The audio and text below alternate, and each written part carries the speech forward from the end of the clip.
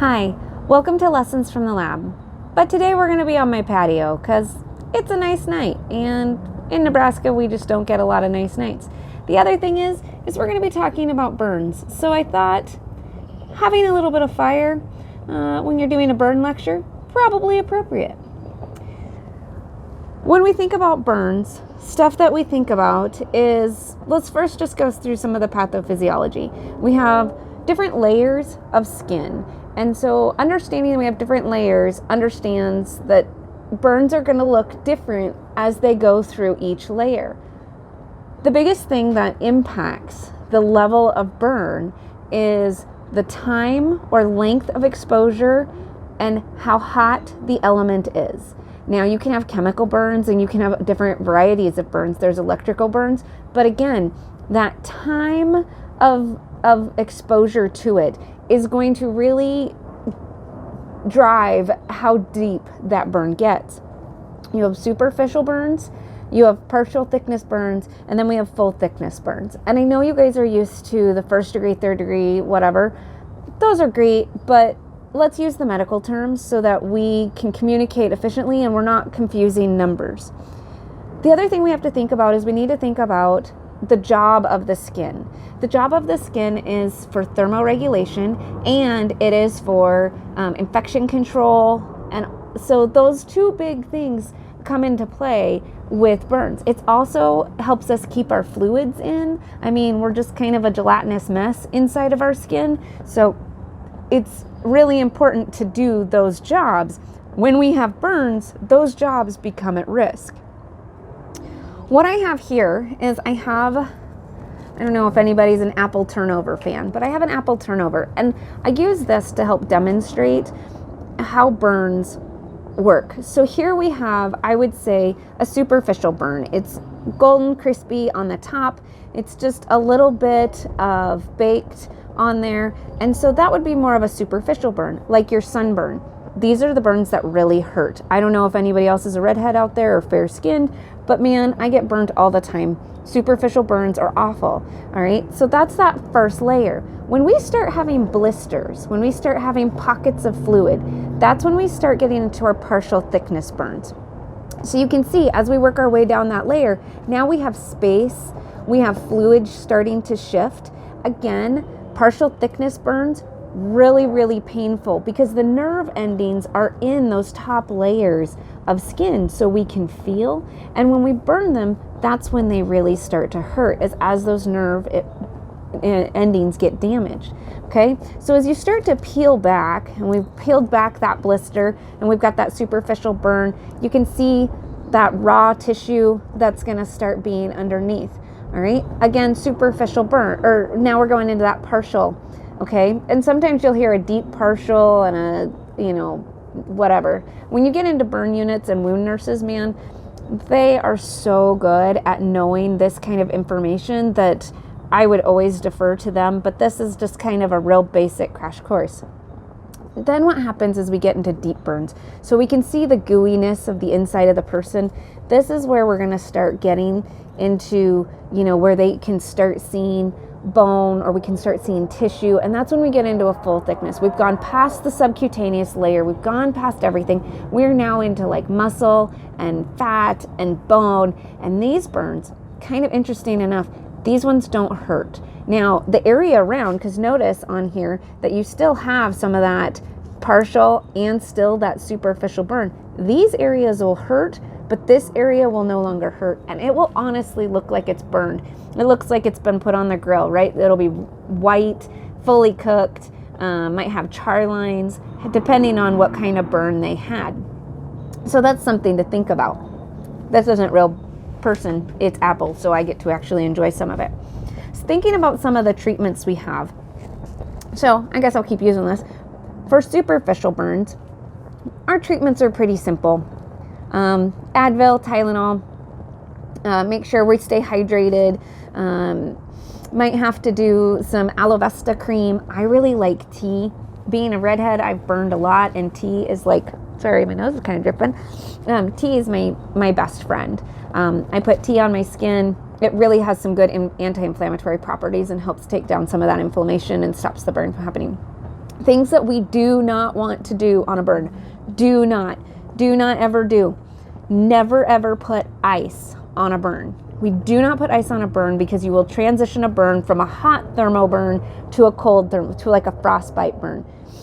That would not be beneficial for the person and for the skin. So do not put ice. If you burn your hand on the stove or something, stick it under cool running water for 10-15 minutes. Get that heat out.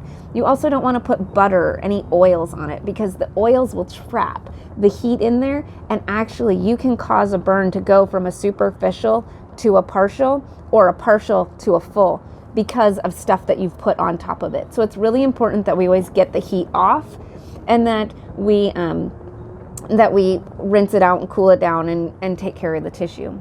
Once we get down to these areas that are blistered, okay, so that one's kind of messed up now that I picked at it, but I've got another one. So you get down to these areas that are blistered. If you have skin over the blister, do not pop it. We want that skin to stay intact because that's still all sterile and it's still all contained. If you pop it, you now have opened it and exposed it to infection. Remembering, one of the biggest things our skin does is keep us from getting infection. All right, so don't pop blisters. I know it's really hard. I'm a popper, I get it, but don't pop those blisters. Let them run their course. Once they pop, you just kind of leave the skin as much as you can over it. You wash it with soap and water, all just your basic wound types of cares. When we get to a full thickness burn, this is when we have to be at the hospital. We have to be getting to a clinic. We have to be getting somewhere that can deal with it. A lot of those burns are going to need skin grafts.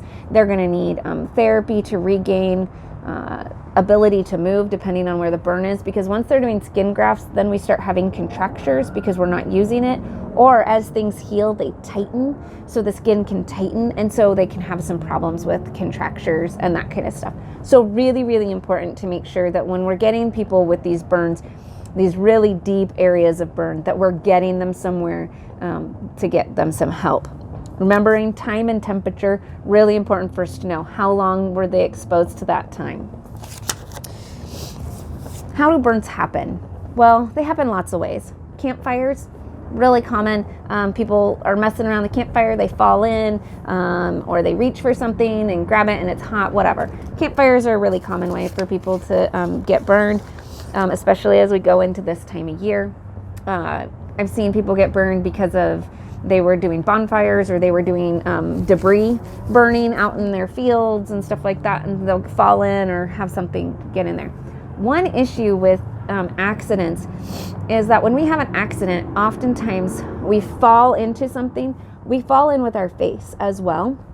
That then causes us to worry because then we get inhalation issues. And so when we're starting to get inhalation issues, my goodness, that's a loud car. When we're starting to worry about inhalation issues, that's when we start to worry about airway. Things that would make us worry about an inhalation issue, if we get someone that's being brought into our clinic, is their nose hairs being singed, or their eyebrows being singed, or any soot that we might see on their skin. That would all make us really concerned about something that they inhaled, because all those hot fumes, that hot air getting down into the lung tissue and down into the trachea, that causes swelling and can cause some huge issues with people breathing. Really important for us to make sure we're managing that airway. But there are accidents that happen. Ramen noodles are a huge way for kids to get burned. They go in and they're getting up there in their microwave and they pull it down and they spill it on themselves. Again, if they put the packet in there, there's like oils and grease and it keeps it on there. So really important for them to get that oils and greases off of their skin so that we can not worry about it. Another accident that happens is elderly patients like to drink coffee. I like to drink coffee, and I'm not elderly, so at least not yet. So, but if they spill that coffee in their lap, so then they get the burn in their lap. But the other thing is our elderly populations oftentimes wear pads or briefs because of incontinence issues. And so then if you don't get that pad or that brief off, that could be causing burning to the genitalia, and the genitalia doesn't have as thick of layer of skin, so then it burns a lot easier. So really important if you get somebody that's burned, that we're taking off everything that might have been burnt, getting all those clothes off to see and really assess the area. Chemical burns are another one that people have on the splashes on their face, or concrete is alkaline and causes burns, and have taken care of some people that have had their knees in concrete while they were working on their sidewalk or whatever, and then all of a sudden they go in and their knees are all burned, and it's because the alkaline chemicals burn through it. So that's something that we have to pay attention to. There's also, unfortunately, intentional reasons. People use burns for discipline. And so that's something, unfortunately, we have to pay attention to is, does this burn story match this kid? Okay, if anytime, you think about when you get in the tub and the tub is hot, do you put both feet in at the same time or one foot? You put one foot in and it's hot and you're like, oh, hot, don't get in the tub. Well, if all of a sudden you get a kid that has the same circumferential burns on both feet, that tells you something, because a kid's going to pick up their feet if the water's hot. So a lot of times we see burns being used as a form of punishment. So always kind of question. If there's a question that this burn doesn't make sense, you probably need to dig a little bit deeper, or you need to call the appropriate people to get help so that we can dig into what needs to be done. Electric burns are another type of burn. We don't see too many of those, but we do see them where someone was, usually our house circuits are pretty safe, but we do get the kids that stick the forks in there and get zapped. But the big ones are like our power lines, and you can see some power lines kind of behind me. Those power lines that we have that, our linemen are up and working on. If you have an electrical burn, it's important to understand that electrical current is moving, and it's going to move from one spot through the body to another spot, to a ground. So with those patients, if it crosses the path of the heart, that's a big concern, because our heart is an electrical conducting organ and we need our heart to live. So if that electrical conduction gets messed up, it can cause a problem. So thinking about interventions, if we get somebody with an electrical burn, we're going to be wanting to monitor their heart. We're going to be putting on a telemetry or doing some ECG monitoring or something like that to see if that heart got messed up with that electrical current.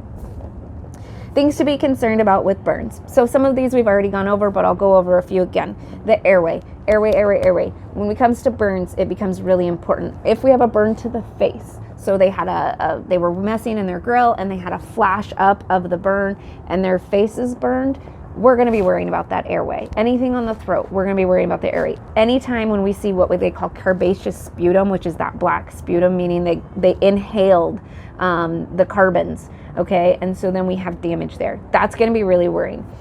You will see so much swelling when it comes to burns. Everything will swell. Just like when you sprain your arm, you get a big swollen thing. Well, a burn is a systemic injury to, injury to your skin, which is your largest organ, and so your whole body can be impacted depending on the area of burn.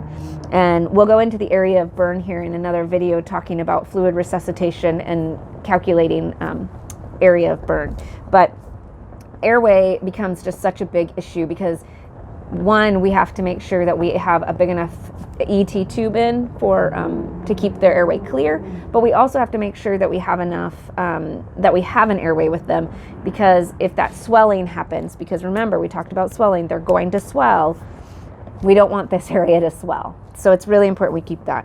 We talked about with burns, or with electrical burns, that the cardiac becomes really important for us to pay attention to.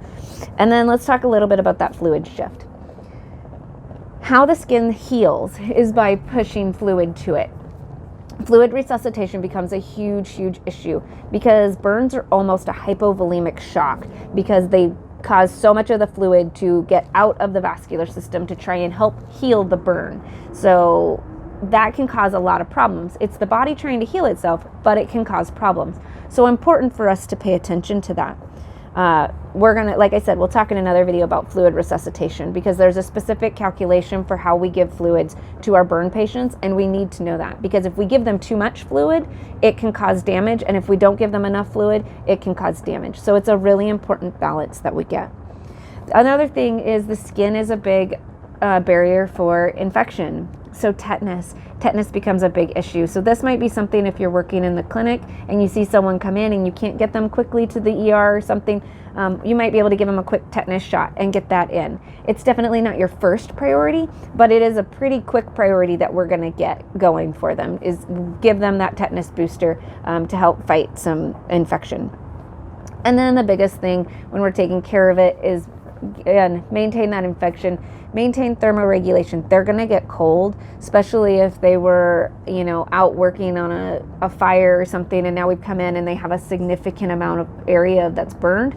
They're going to get really cold, and we need to take care of that area. So, and get them covered, but get all the stuff off of them first, cool them down, and then we want to make sure they're getting covered. But never, never, never put ice on a patient that has a burn. Think about the concepts that are going to be involved with a burn, because a burn is the skin is such a big organ, and it does a lot for us that I just don't think we always give it credit for. We have to think of the concepts. Fluid and electrolyte is going to be a huge concept, because burn is going to cause such a huge fluid shift. One thing that we're always going to monitor, especially for fluid resuscitation, is that urine output. Are those kidneys making enough urine? Is it working? Okay. Other things, gas exchange, making sure we have that airway, making sure that ET tube is big enough so that if they do have damage to their lungs and they start sloughing off all of that tissue inside there, that we can suction it and get it out. And if they have a carbaceous sputum, if they have hoarseness or stridor or those singed nasal hairs or no eyebrows, they took a flash to the face, and we know that they're going to have a problem with their airways. So that may be one where we intubate just to keep them safe and then get them to the ER.